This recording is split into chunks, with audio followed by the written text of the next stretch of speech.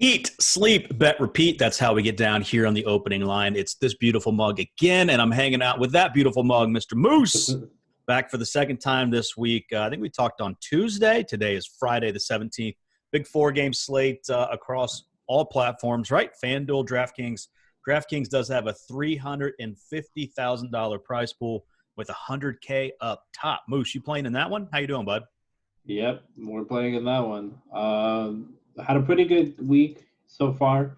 Last night's three-game slate was like a really weird slate, so I played it kind of small. I'm glad I did. Tonight, definitely gonna be bringing out the heat again. Um, we have a nice four-game slate. Four-game slates are like kind of tough to play because you don't know what people are gonna bust out in terms of how many possibilities they're gonna be running. But my real favorite cutoff is like the five-game slate, but you know, I'll share more about that. We've seen multiple GPP wins from lineups that include 4-2-1 stacks and in weird ways. Like basically, you would instead of switching out like a team or a carry, you'd switch out like a top laner or an AD carry or something, and then you'd have like a weird 4-2-1 stack. But those seem to be the differentiating factors in the top lane, and it seems to be like that's been the real key for people to succeed and win. Looking forward to kind of embrace that when I max into this thing. But you know, right now it's doing pretty good. How about yourself? Doing well, man. Doing well. And I see little Moose down there as well. We got two Moose on the screen. There's little moves or big moves, whatever Big you want Moose. to do. Big Moose. Yeah. He's ready. He's ready to bet esports tonight. What a stud. All right. So let's get into it here. Four-game slate. Like you said, starting at 3 o'clock, KTDWG at 4, and then 5 and 6:30. So really, got to be making some decisions here at 3 o'clock. Still no late swap on eSports, right, Moose? No, they do it for CS:GO. I think they have late swap for CS:GO. They don't have a late swap for League, and I don't know if it's a good or bad thing. Yeah, for us folks here on the East Coast, it's probably a good thing because we're always staying up hella late trying to get these lineups in, waiting for some last minute moves. But for you guys on the West Coast, you're probably wishing you had it. A little edge there for you guys. Exactly. All I think right. I think the edge is good, but I also think that having the lineups lock in at that time really makes you account for that in your exposure because I like to just I don't want to deal with the headache. I just avoid the player unless I'm forced into a position that I make a decision if I'm making a lineup, but it's usually pretty rare. Well, we got what's this? VC Gaming's minus 1,800. I'm seeing right now against Victory 5. Is that where we're starting? Let's jump right into it, man. Yeah, Vici is a good team, and when they need to be, I would say that they're pretty run of the mill average. They're not great, they're not good, they're not bad, but today they're the best. Mm-hmm. And this is Victory Five's last chance to get a victory, so they really need the victory because they are 0-13. They're playing Vici, who are out of the playoffs right now. They're in the tenth spot. They're pretty out of it right now. They're fighting for a spot against that mid pack of teams for the top eight. But really, this is one of those games where Vici's not technically out, but they pretty much are. They really need this win and then the following win.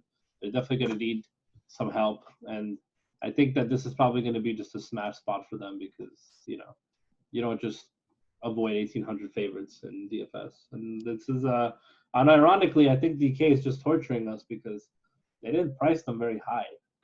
So I feel like a lot of people are going to go that direction. Um, what I've been experimenting with is including 3 players from a team that plays Victory 5 to including 4 players. And the 4-player stack has been winning slightly. But the reason why I start doing that is because the 3-player stack lets you play more carries if you're doing like a full lineup of like playing the players and carries. Um, the that game is definitely going to be a hot one. And then looking at the other games, you're probably going to want to expose yourself to more LPL tonight. Korea has one game, which is KT versus Damwon, and I think it's a good matchup for KT, but both teams are kind of unpredictable, and I think that KT probably win, but do you really want to like expose yourself that much to LCK? Probably not. So And with Vici, minus 1,800, probably a good spot to start in cash. You mentioned the 4-player experiment, maybe even doing that in cash today. Yeah, definitely just throw out 4 Vici players and just have fun. If you're trying to be a little bit more creative, then I would recommend looking at, some sort of a lineup where you don't play the Vici player and captain, and you play them in the 4 roles regularly, and then you play your captain. You run them off of a different team, and and I think that'll create a lot of differentiation for your lineup. I saw a lot of people doing that with the slate 2 days ago with Billy Gaming. They would run the 4 players and they would put like a different jungler or something and hope that that jungler did better. Tonight, it's pretty much a wash on these players in terms of who's going to win. I think that Fun Plus Phoenix are obviously going to win. The Vici Gaming are obviously going to win. The KT Damwon game is close, and I think the RNG should win against Suning, but the recent performance has been freaking garbage. And they're actually, it's almost like they don't try because they have like a 65% win rate against teams that are above 500, but a teams below 500 or below them in standings, they have like a 30% win rate. So that is my GPP play of the day. Ooh. A lot of people are not going to look for RNG tonight because they're thinking, oh, RNG did really bad. They got 2-0'd by DMO. They don't know what they're doing. It's a perfect spot for them to come back and rebound against another crappy team. They are more than capable of winning in this spot. As you can see, they're minus 280. It's not bad. I would say that they either 2-1 or 2-0. And a lot of people will look for Vici, they'll look for Fun Plus Phoenix, and they're going to completely overlook RNG. And I think that's going to be a good place for people to smash tournaments if RNG does well. And any interest in cash there for RNG? I was just putting together a lineup here quick, and I just threw, Cube, Forge, iBoy, Hang, and then Vici Gaming. So I got my jungler left and then the captain spot left, and was trying to plug a couple guys in there. Not that this is an actual lineup you would use, but just some things in there. Could you repeat that for me one more time? Yeah, I had Cube, Forge, iBoy, Hang, and then Vici Gaming in the team slot there. Well, you got too many Vicis there. You can only put 4. So take the Vici out of the team slot. Team spot, yep, and then go with what do you think? Like you could go FPX. You could go FPX and play the jungler. You could also play the jungler from Vici, and then put the FPX jungler, and kind of make yourself a lineup there, a lineup that you like, a lineup that you are fond of. I think that you pretty much can't go wrong tonight. The way to differentiate yourself would be to play 3 Vici players or 4 Vici players in just the regular spots, and then put like a Fun Plus Phoenix player or RNG player at the top, and that'll give you enough differentiation where it'll actually look like a good lineup. And you like not a lot of people are going to play RNG, but if you look tonight, just off the top of my head here, if you're looking at RNG players, you could probably play like, let's see here, XLB, Lang Shao. Yeah, I mean, you could play like XLB, Lang Shao, and maybe you add like you could add like one of the RNG carries like Zhao Hu over Forge or Betty over iBoy, which I would probably do, and then you have yourself a RNG Vici stack that 99% of people aren't going to play. They just don't think that that's going to be a good role for them. I think that it's a fantastic position, honestly, because it exposes you to, I think it's called the burn effect, right? Where in NFL, like a player will burn you one week and then everybody turns away from that player, and then the next week he goes off. Well, it's kind of like that on League of Legends, but 2 days ago. So you could do something like that. You could also see if you could fit FPX in and see if that would work. But on the other side, you also, don't count out Suning, don't count out Damwon, don't count out KT. Those teams are going to be definitely putting up some points. I'm looking forward to seeing what they come up with. At this point, though, let's say, okay, so hear me out. So, talk through it, man. Let's do it. That's what the people want. You're gonna laugh. All right. So let's see if DraftKings fixed it. DraftKings did not fix it. Okay, so if you click on V5, let's just have some fun. So V5 are starting Mole at middle, right? But Mole plays AD carry. Mm. But Mole is listed as top.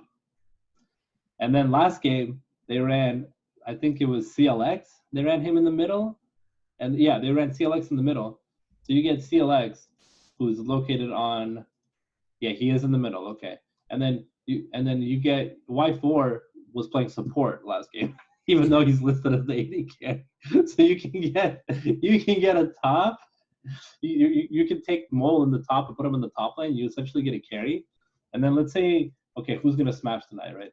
Let's say FPX, right? So you could do something like you could take the two highest price LPX carries, LWX and Doinby, right? You put them in, and then at that point you have a lineup.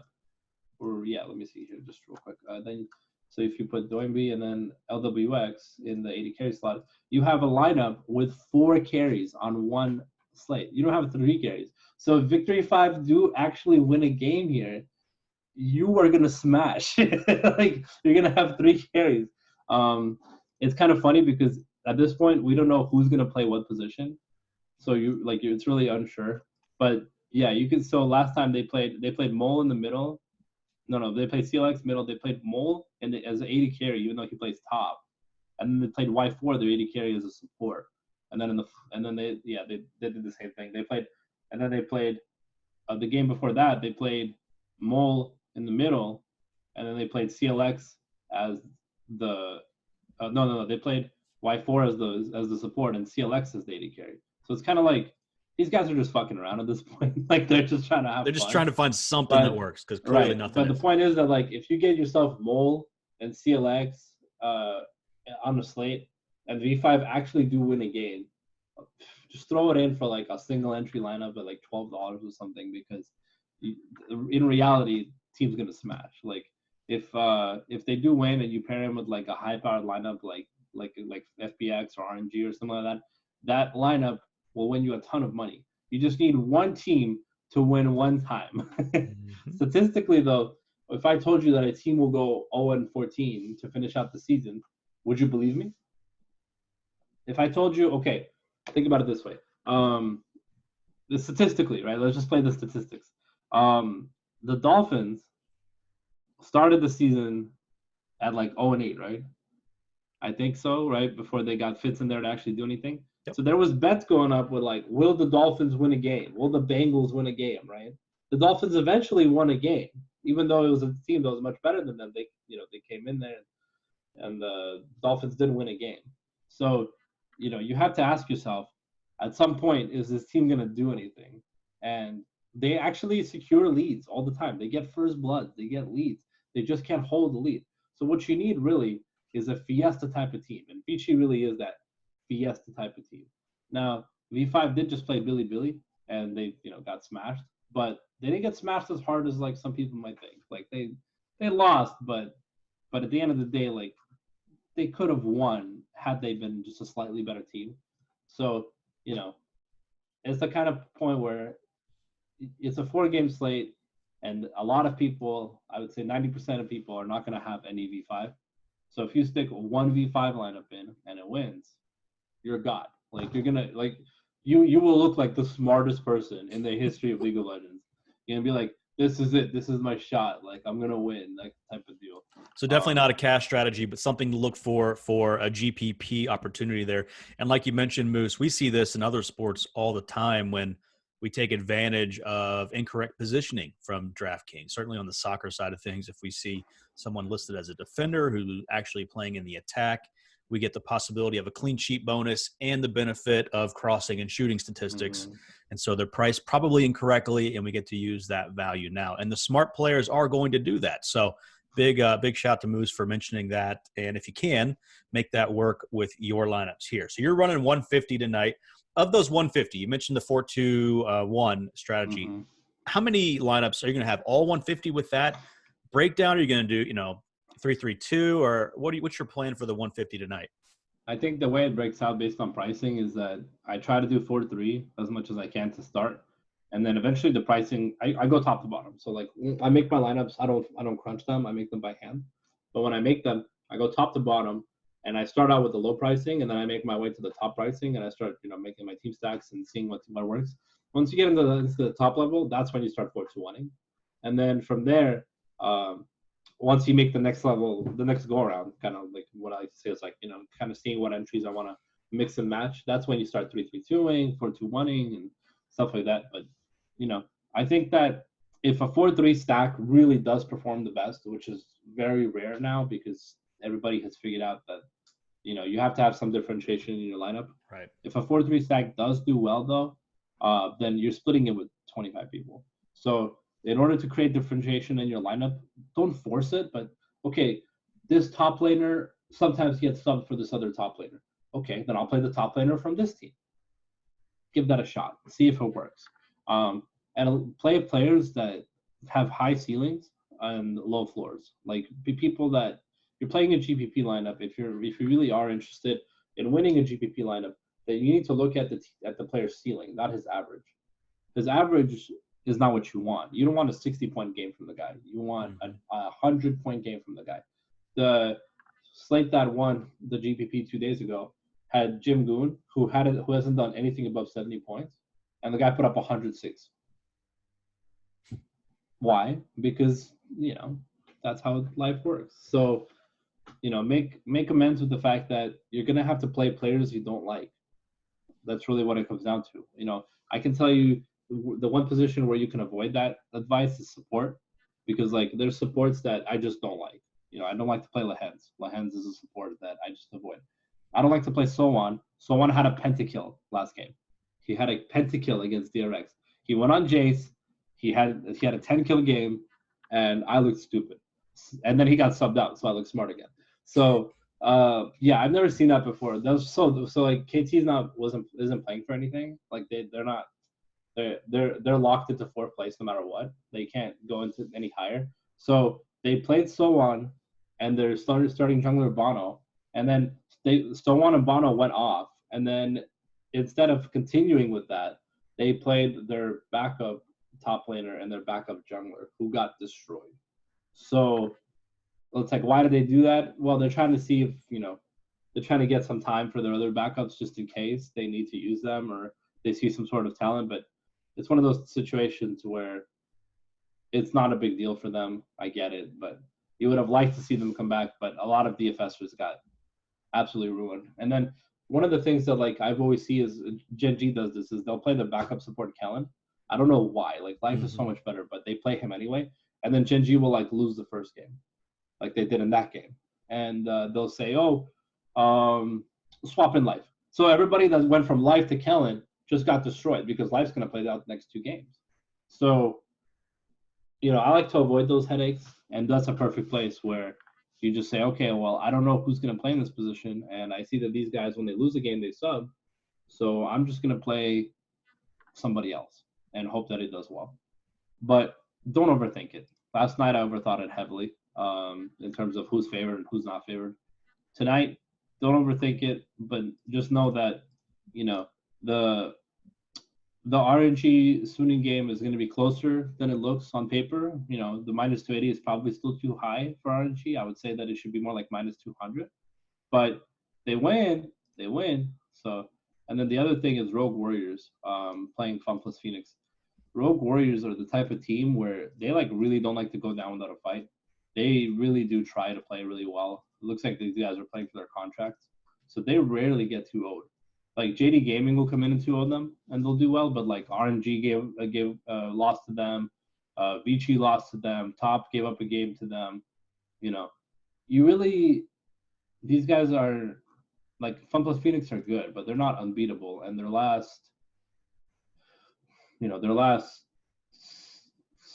1, 2, 3, 4 of 6 games have been 2-1s. So they do slip games sometimes. It does happen. They've tried to give time to other top laners as well. They're just rolling out their full starting lineup now. FPX just Duke won the championship last year. They're considered the best team in the world on paper right now. But Invictus has something to say about that. So I think if you're playing GPP tonight, you're mashing in the top favorites. If you're playing cash tonight, you're mashing in the top favorites. If you're playing GPP tonight, not a lot of people are going to be looking at the favorite that burned them 2 days ago. Not a lot of people are going to be looking at the dog that never wins a game, and not a lot of people are going to be looking at the other dogs. So, pick a spot that you like for a team that you like, and just know that like sometimes records matter more than positions. So if Vichy, for example, look like they're the best team on paper tonight, they're not the best team. They're still a team that's out of playoffs that might just want to win a quick game and go home, or do whatever else because they're already home. But FPX are a team that are still in the hunt for seeding. I believe they still have something to say about their seed, and they're trying to win as many games as possible. A lot of people are going to be on Vichy, so you just have to figure out what you want to go with, and figure out if that's the path that you want to take, or if you should take a different path depending on what happens tonight. And it really comes down to personal team skill versus team matchup, right? But right now, FPX is holding down the second seed at 11-3. They've got JD Gaming right behind them at 11-4. They're not trying to lose games. They're trying to hold on to that second seed. So I think that what we'll see probably is we'll see if FPX trying. I don't know how hard Vichy are going to try. And Orangey sitting at 7th, not a comfortable position. That's all I'm saying. Sounds like a GPP lineup or a GPP slate to me tonight. Some good opportunity to potentially end up on the top of the leaderboard if one of these scenarios that Moose is talking about that's plausible comes through, and that's the GPP strategy we're looking for. So without giving too much away there, obviously Moose will have an article out tonight over on EliteFantasy.com and EliteSportsBetting.com. Give us one bet and then any final words on cash before we get out of here for today. Sure.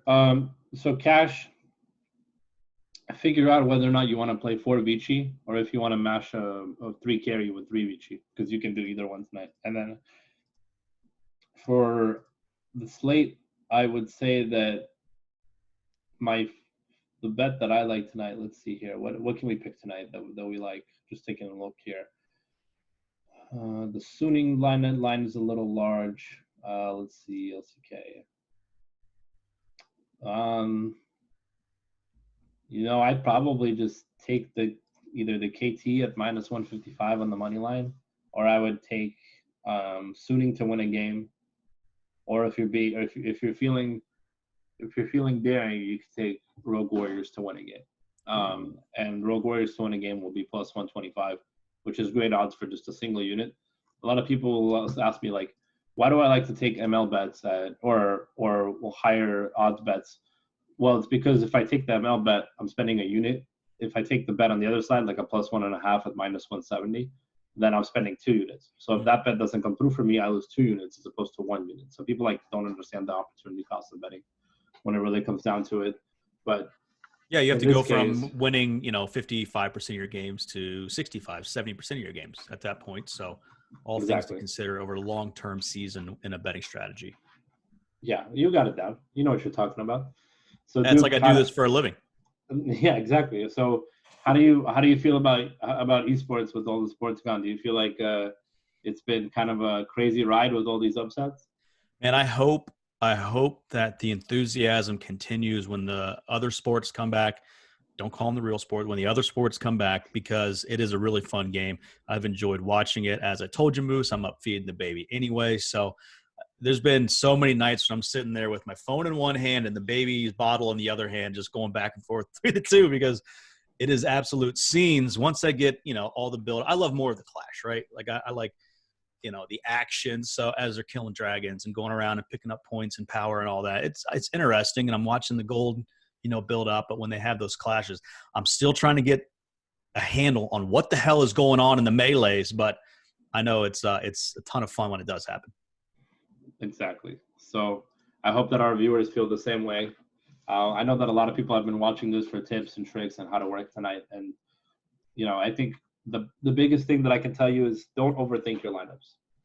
Just play what is good, play what fits, lock it in, and risk what you're willing to risk. But don't overthink them. Don't get crazy. Don't say, what if this team wins? Everybody's going to play this team, so I'll play this team. If you're just playing cash or you're playing, 50-50s, heads up, winner takes alls, play the best lineup that you can think of. That's it. There you go. Trust your boy Moose. Any final words before we head out of here, buddy? Stay safe and spend your Trump bucks wisely. Yeah, if you got those, And cut spend your them grass. wisely. Apparently, cut your grass, right, dude? What Hey was man, that all about? I was out there last night with the little push mower thing. It came with the house. I don't know. It was a good time, buddy. But all right. As obviously you can find them on Twitter at elite_moose. No, elite moose _ esports. No, we're Moose Esports. Moose Esports. You've changed it. There you go. Moose Esports. And of course, I'm over at Duke DFS. You can watch all these games over on Twitch. And if you haven't yet, make sure you jump over, go to twitch.tv/Duke DFS to follow me there. We'll be live tonight broadcasting some poker. Make sure you check out Moose's article over at elitefantasy.com if you haven't yet. For Moose, I'm your boy Duke. Benny will probably be back next week. We'll see you next time.